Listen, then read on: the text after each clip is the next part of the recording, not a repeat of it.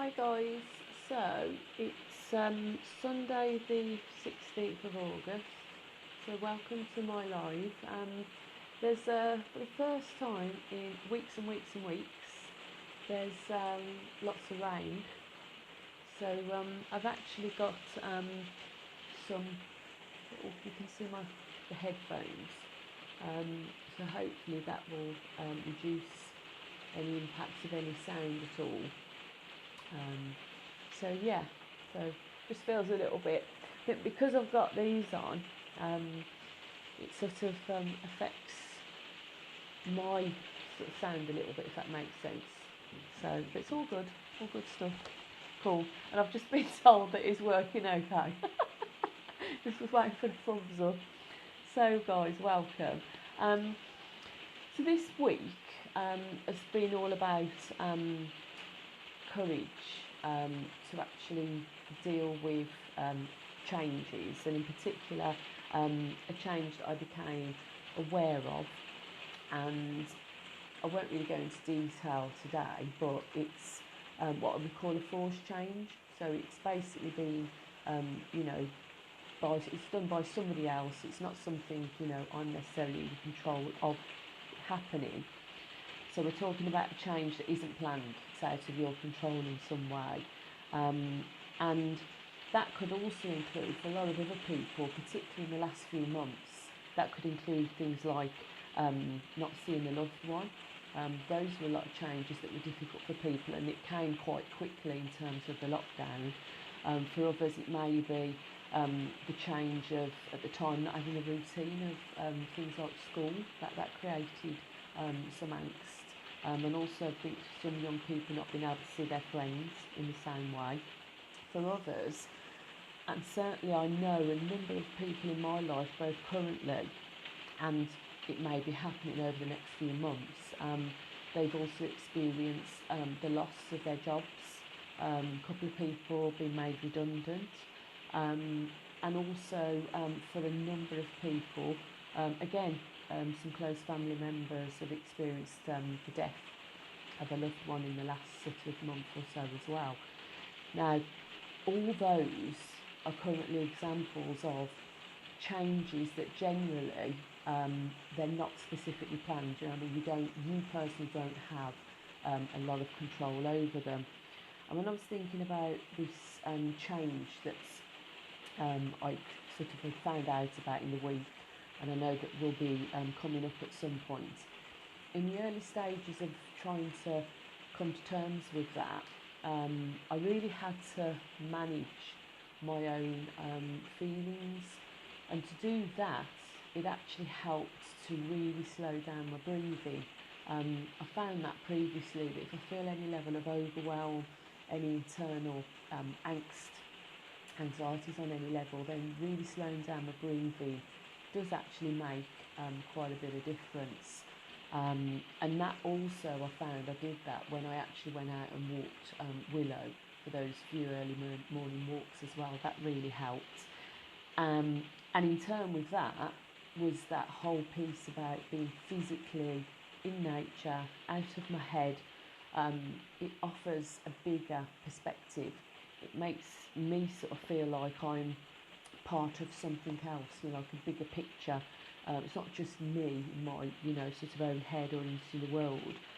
And as well as that offering me perspective, I shared my experience of a change that may be coming up with a couple of people in particular. And one of those individuals heard what I had to say about how I felt. And then she shared a change that is actually something that's even, I suppose, bigger in a way than mine. It's something that's coming up soon. It's looming large. And even though I understood what she was sharing, and it did not take away or negate my own feelings and emotions about the change I was thinking about, and my feelings, what it did do was it did actually offer a bit of perspective. So I do remember thinking, actually, yeah, compared to this individual whose change, and the things they had to cope with were sort of looming in the next, say, week or so, I've got a little bit more time to deal with mine. And so, as I said, this did actually help just give that little bit more viewpoint, a little bit more distance from it. And also, when I was talking, it's actually to her and another sort of coach, we were talking about the experiences of change and so on. In that conversation, we actually was laughing about something. We were creating some humour, almost like, you know, when you hear yourself saying something and then you think, oh, really? It's like one of those really sort of surreal moments. And we were having a lot of laughter about that. And we were then saying, yeah, it's really important that you can still bring humour and laughter and fun, even when there's changes that you're having to deal with. And you can lose sight and perspective of that. But at the same time, it is really, really key to be able to still try and hold on to that lightness and humour. And the reason why I actually thought about that in this given moment, and I didn't actually have that written down on a piece of paper, although it was in my thoughts the other day, was I noticed, and for any of those hawk eyes of you who were just watching, I noticed the little creatures that were on the floor just under the curtain, moving and showing themselves. So that's why it made me think of fun and laughter and humour, which is also key and important. So thank you for that. One of the other things that I also find really helpful, I know it's not everybody's cup of tea, but I do find it helpful, is writing and expressing my own thoughts and feelings down, and really then talking to a couple of people who are quite key, that I wanted to share this with. But I found that the writing of it, the expressing of it, the getting it out of my system, getting it down on paper, actually makes it real, brings it to life that little bit more. It also gets it out of my head, and I find writing quite cathartic. So I feel that is a step, they're all steps. This is a step in the process of being able to accept change and begin to even deal with it, even in that early stage of finding out, information or news about something. The other thing that it also did was, rather than me then ignoring something that I really need to start to think about and deal with, the writing down of my thoughts and expressing that began to help me think about actions I need to take to actually bring back some influence and control that is, for me to be able to manage. Because even though the actual change itself may not be completely in my control, and in terms of, what I can do about the news itself, what I do know is how I deal with it, and to reduce the impact of that, I can actually focus on things that I can do rather than what I can't do. And that's really important. It's something I've worked with a number of other people over the years, and you might have already heard of this. It's called like a circle of concern, but you also call it a circle of influence. There's two parts to it. I don't know if you can see that. Here's my handmade version. As you can see, it's amazing artistic ability. Around the outside is the circle of, that's this bit here, is the circle of concern. So that's the actual change, whatever that is for people. And then in the middle, this bit, guys, see here, this is the circle of influence. And there's no coincidence. I've made the middle bit much bigger, the circle of influence, because the point is that you want to be able to give that as much of your thinking time, your focus, your ability. Whereas the circle of concern, yes, it's obviously something you've got to face, but you can only have so much influence, in fact very little influence, in the outer part of the circle.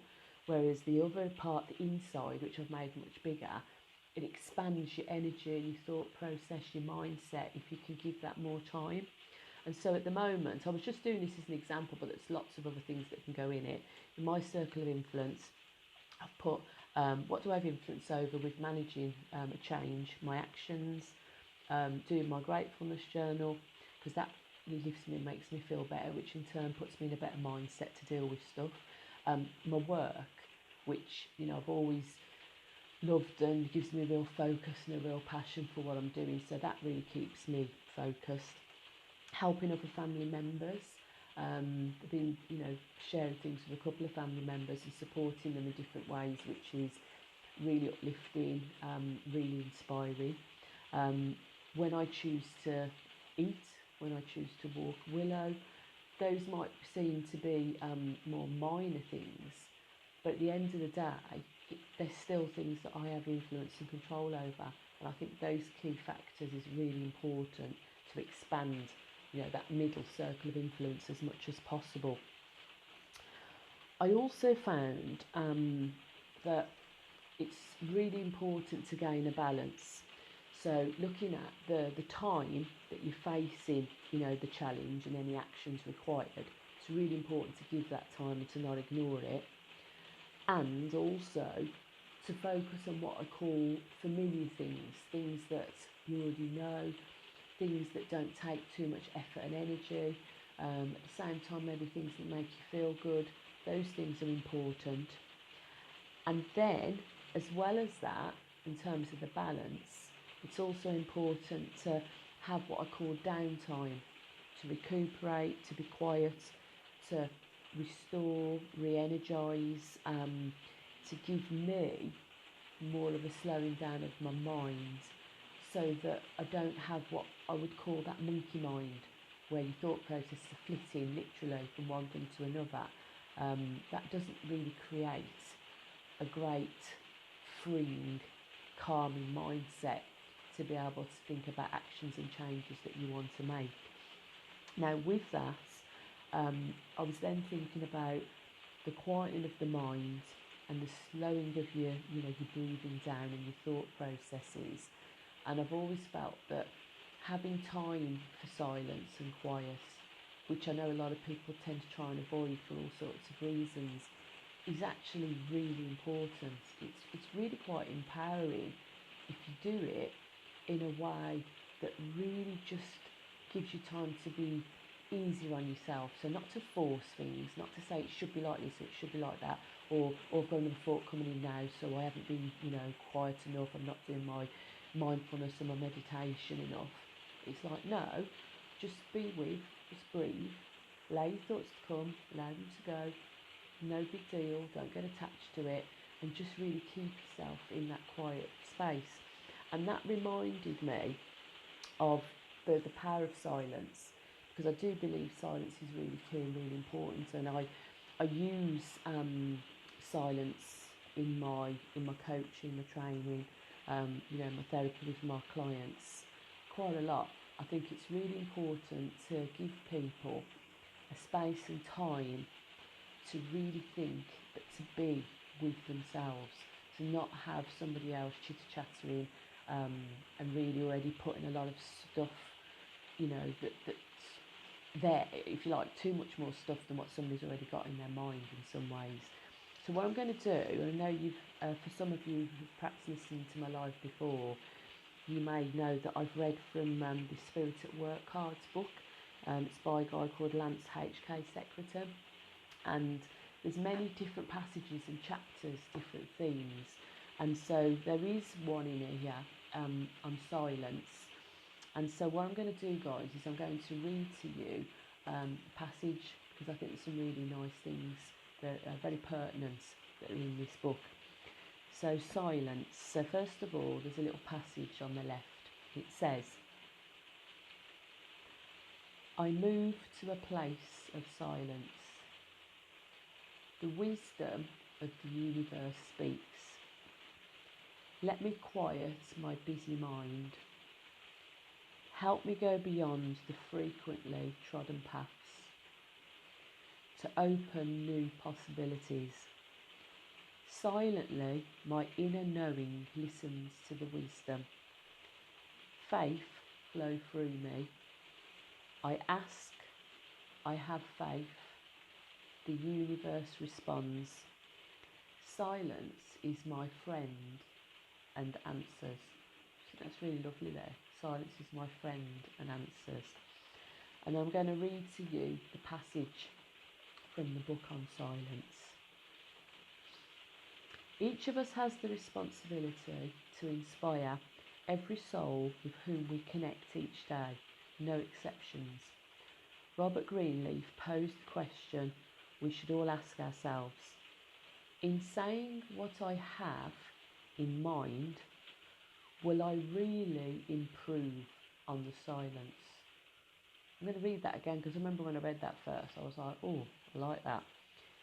In saying what I have in mind, will I really improve on the silence? Silence is the rest between the notes, the place where the infinite resides. Being silent is the only way we can listen to each other. More important, being silent is the only way we can listen to the intelligence of the universe, to the divine. When we talk, we push at the universe. When we are silent, we invite the universe to visit us, and we become open to the great universal energy. The dramatic rise of technology has led to an equally dramatic rise in contemplative practices such as Eastern meditation and the centuries-old Christian practice of contemplative prayer. Be still and know that I am God is an often quoted verse from Psalms 46:10. I found that was really interesting because I don't know why, when I was younger, and I used to go to church when I was younger, there was just something about that verse that I was always really drawn to, quite fascinated by. I never quite understood why actually, but it's always been in my mind. And every so often, I could just be doing anything or be anywhere, and it just comes to me, that's that verse, be still and know that I am God. So it struck me when I read this earlier and thought, oh, okay, it's interesting. That's in the passage. And then it goes on to say, our psyche requires a balance to the heightened electronic stimulation of daily life. Few people have the constitution to cope with today's turbocharged pace of life without a compensating mechanism. The capacity to go within, to go deep in order to recharge and renew the mind, the body and the soul, the healing power of silence. And it goes on to say, like a medieval torture rack, the pace of our life quickens without a compensating physiological release. We simply go faster and faster and continue to complain about it, and then keep cramming yet more and more into our lives. We are, of course, denying reality, expecting that our capacity will expand endlessly and that we'll have more stamina than others, or that all this speed will eventually end. Silence is one more way for us to become whole beings. Leaders who inspire others, even in the greatest organisations in the world, recognise and embrace every advantage they can find. One of them is the enchanting still point when the world stands still. Wisdom and creativity flow, and emotions that slow us down simply dissolve. Prayer is when we're talking to God. Meditation is when we're listening to God. Stillness, silence, reflection, these are some of the secrets of greatness. And then there's always a question mark at the end of each theme of passage. And with this being silence, the question at the end says, how can I become brave enough to invite silence into my life? I'll just read that once more. How can I become brave enough to invite silence into my life? I think that's a lovely question to reflect on.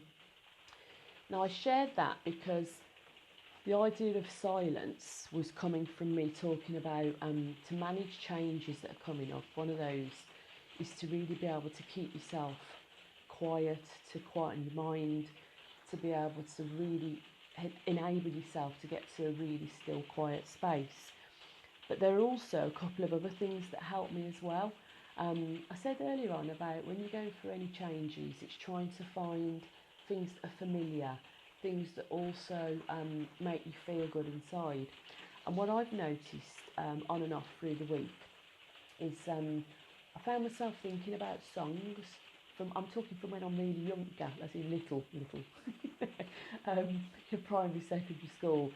And I found that when these songs came to mind, and I was just singing them in my own head or maybe in the car when nobody else was listening, they were really familiar. I really just remembered the words just like that, which I find fascinating. And they actually were comforting. I found these songs just familiar and comforting and just brought a little bit of inner peace as well. So I think it's, you know, for everybody, it's about finding what's right for you that is familiar and comforting when you know that you are amidst other changes that may be going on as well. The other thing that I remember thinking about in the week, and actually I reread, I write a lot, I reread some old stuff that I used to journal, and I remember when I went through some big changes a few years back, I started to talk about what I call moments. So they're not good days or good weeks, they're not bad days, bad weeks, they're just moments of. And I've just put here that accept, especially when there are changes that you're dealing with, you will have moments of feeling a bit flat, a bit overwhelmed, a bit worried, but they are moments and they don't last, and they're not the whole picture. They're just one part of at any given time. And I think it's really, really important to remind ourselves of that and to just say, keep saying, you know, I do to myself, it's a moment of, it's not the whole, you know, picture. So those are some other thoughts. I've got a couple of poems I'd like to read to you. I always read a couple of poems. Now, two of them are my own, because I always read my own poems. But actually, I'm also going to read a poem by somebody else that I came across via somebody else's Facebook when they were sharing other things. And I read this other poem and it was just lovely. I really liked it. So I thought, you know what, I want to read that as well. It felt right.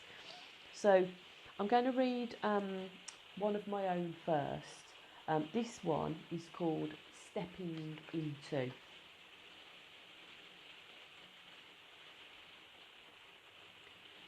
Heroes, heroines, looking up to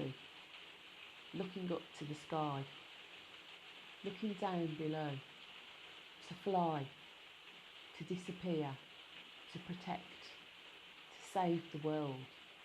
To save the world from what? From itself, from us, from them, from the unknown. What is the unknown?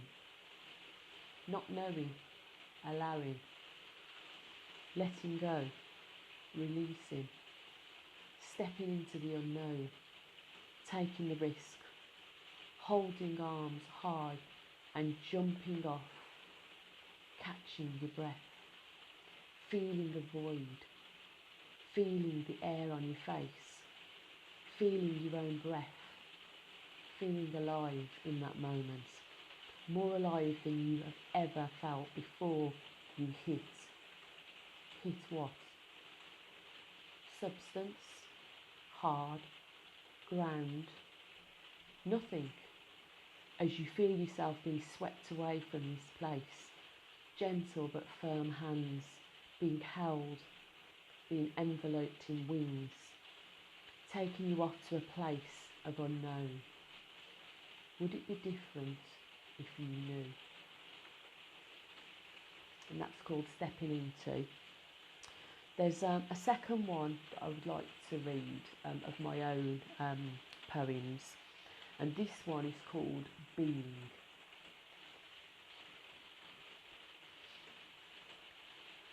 Flowering, blossoming, daring, daring to do the shockable, nurturing, embodying, claiming, freeing, liberating, just doing, just being, not having to justify, just because, trying to make it better, sometimes making it worse, but knowing you still tried, tenacity, gumption, not giving up, knowing when to, letting go of, breathing, breathing in, breathing out.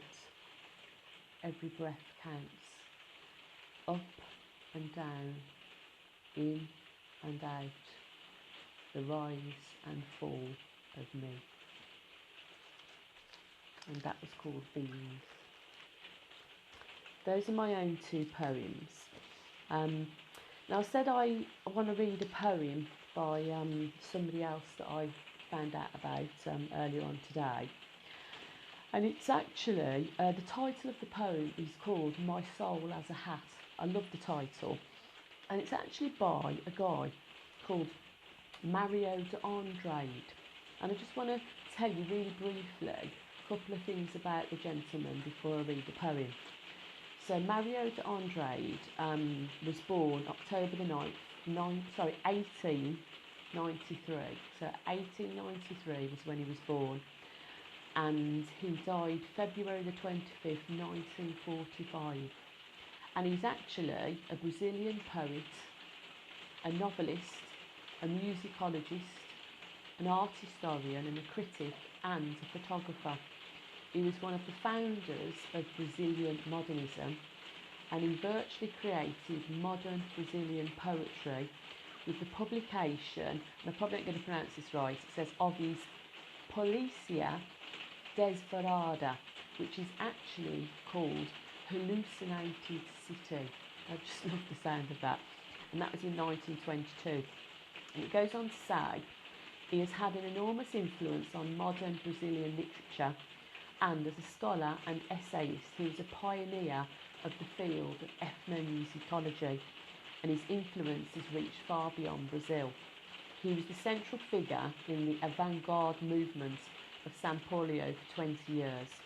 He trained as a musician and best known as a poet and novelist. He was personally involved in virtually every discipline that was connected to São Paulo modernism and became Brazil's national polymath. His photography and essays on a wide range of subjects, from history to literature and music, were widely published. He was also the driving force behind the Week of Modern Art, the 1922 event that reshaped both literature and the visual arts in Brazil, and was also a member of the avant-garde Group of Five. The ideas beyond the week were further explored into the preface to his poetry collection. After working as a music professor and newspaper columnist, he published his great novel, Masunama.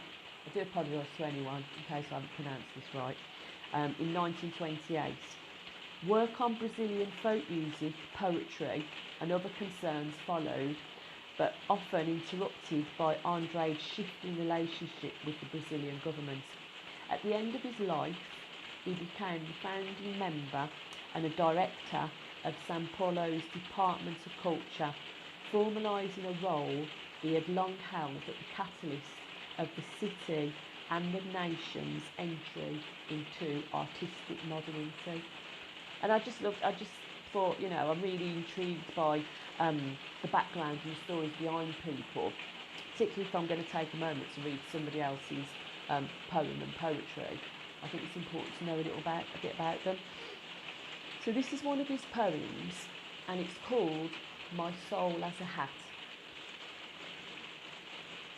I counted my years and realised that I have less time to live by than I have lived so far.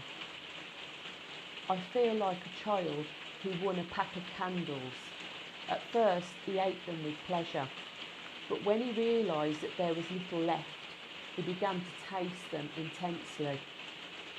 I have no time for endless meetings where the statutes, rules, procedures and internal regulations are discussed, knowing that nothing will be done.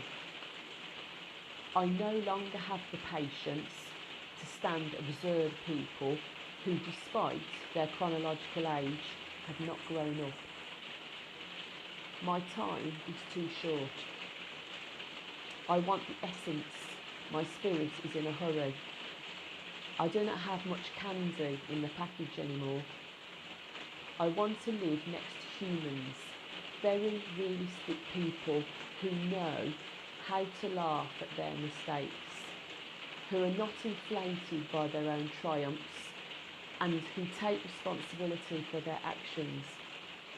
In this way, human dignity is defended and we live in truth and honesty. It is the essentials that make life useful. I want to surround myself with people who want to know how to touch the hearts of those who in hard strokes of life have learned to grow with sweet touches of the soul. Yes, I'm in a hurry. I'm in a hurry to live with the intensity that only maturity can give. I do not intend to waste any of the remaining desserts. I am sure they will be exquisite, much more than those eaten so far.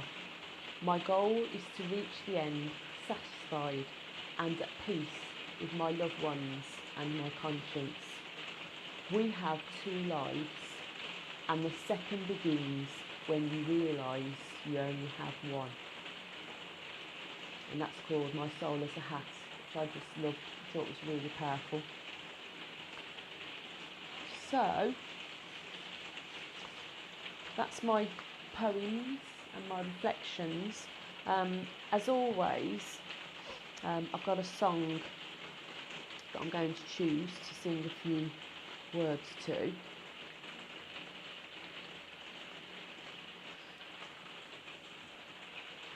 Okay. Now, because I've got my headphones on, probably can't hear this as well as I would normally. So that's my excuse for it perhaps not quite sounding right, but hey ho, I'm going to have a go. By the way, before I sing the song to you, you might have a few little clues here. So, there's lots of different memes written about this song, okay, that I'm going to sing in a minute. It was noted that the lyrics were written during the era of the Vietnam War and the opening movie, The Graduate. It became heralded as a reminder of humanity's search and need for truth and meaning in a world that occasionally seems forlorn and out of control. And I thought the meaning that I'd read up a little bit behind the song was quite pertinent in today's current climate as well. So, here's a second, guys.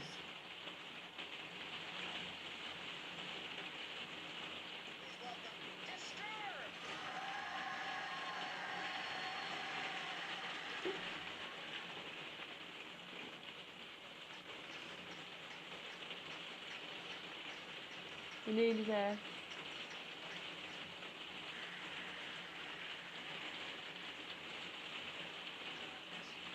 My old friend, you again, because a vision softly creeping left its seeds while I was sleeping, and vision that was planted in my brain. So I can't sing it while I've got the headphones on. Of silence, as I walked alone. I'm going to actually start it again because I want to sing it properly.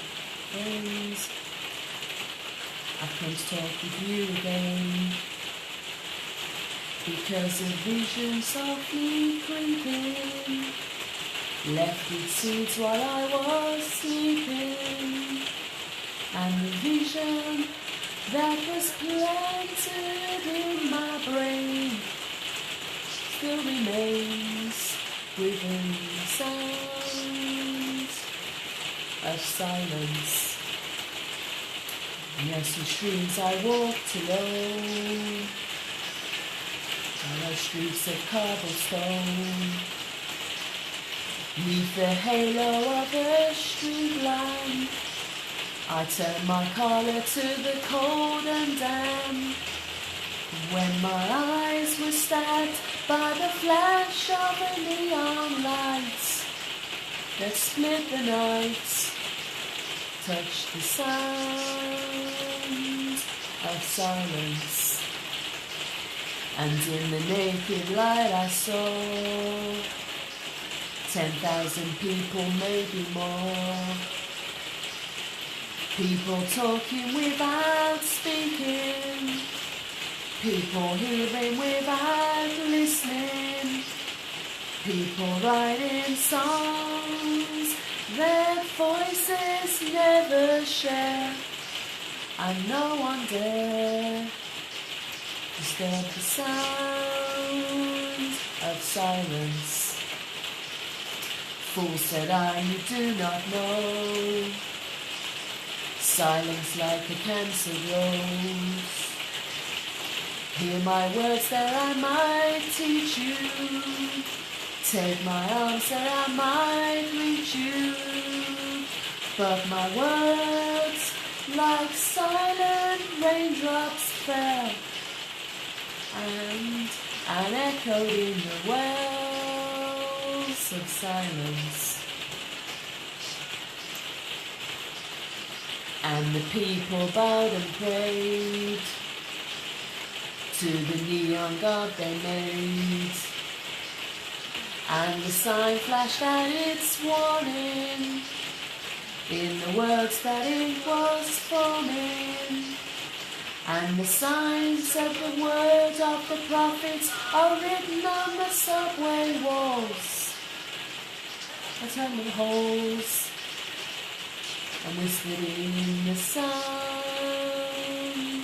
of silence. The irony of singing that song with this thunderous rain is quite a paradox. I'm sure there's, I could make a massive lesson out of that.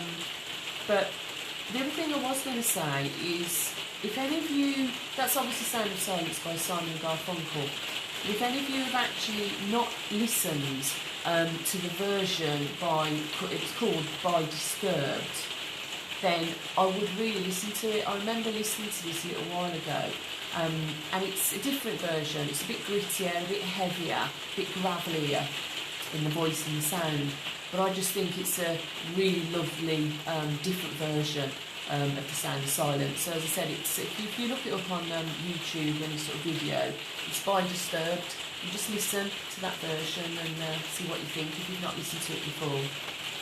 So guys, on this wet, very rainy evening, I hope that given you some food for thought, whether that be with my own reflections, the chapter on silence that I read, my own couple of poems, the one that I read by somebody else, or the song that maybe, you know, has memories and attachments for people. I hope that I've offered you a little something in this week. There's a tiny little bit left of it. And thank you for joining me. Thank you for joining me at any given point, because I understand sometimes people may watch after it's been recorded. And I wish you the rest of a really good week next week. Please feel free to comment, to reply, to come back to me, you know, ask me anything, and I will always respond. I really like it, you know, if you want to sort of share anything with me, and I will continue to engage in the conversations. So thank you guys, lots of love, lots of warmth, lots of sparkle, and I shall speak to you later. Thank you, bye.